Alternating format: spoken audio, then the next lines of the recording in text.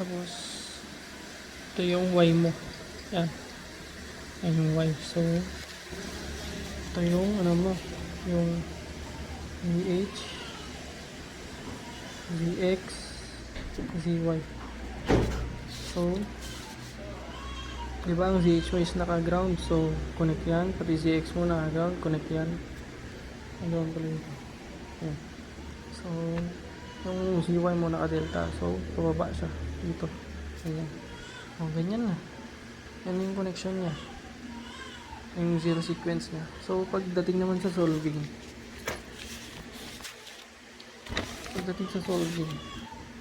Explain ko na to. Hindi ko na sulat.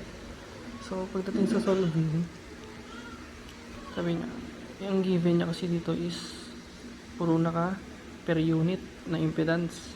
Yung 3 winding 3 phase transformer. Tapos the following nameplate rating 150, 45, 45 MVA, 138 Y ground, 69 Y ground, 13.8 delta. So, ang HX mo at 150 MVA is naka per unit na naka per unit silang lahat.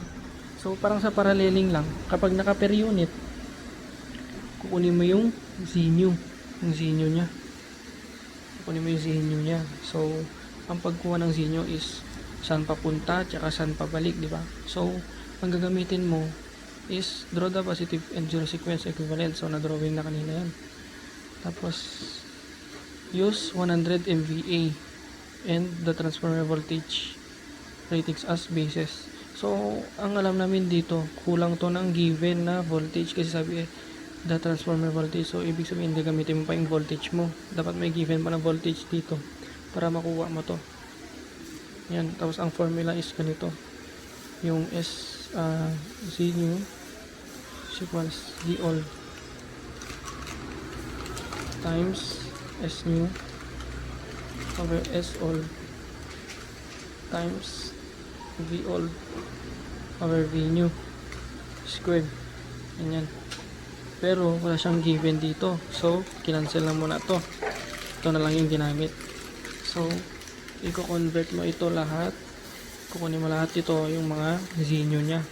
So, at ZHX muna tayo. Sa ZHX, ang Z-old niya is 14.8%. So, ito yun.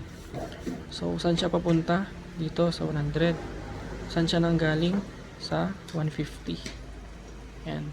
So, ito yung sagot. Then, sa ZHY naman.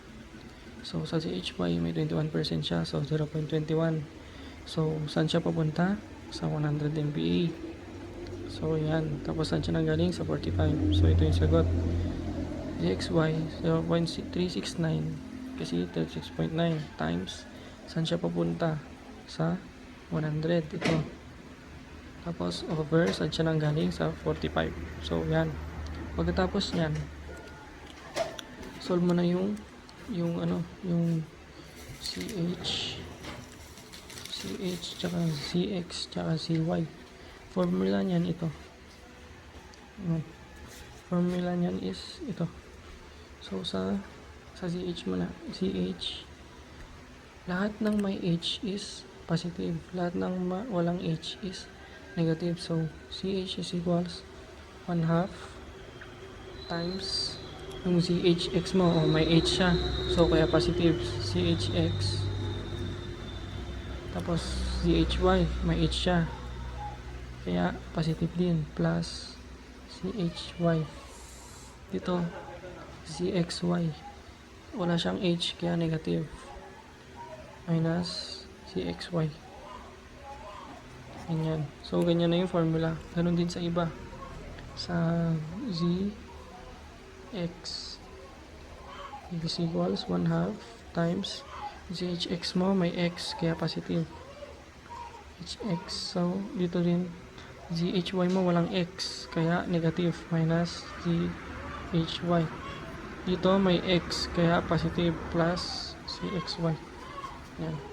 Dito naman sa ZY is equals 1/2 ulit times ZHX mo walang Y, so minus siya, negative ZHX.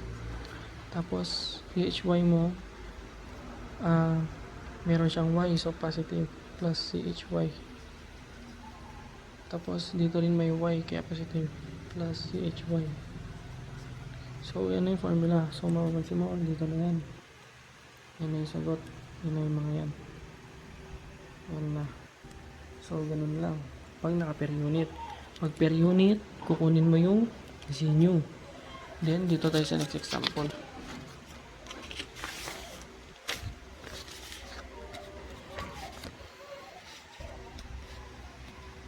Dito.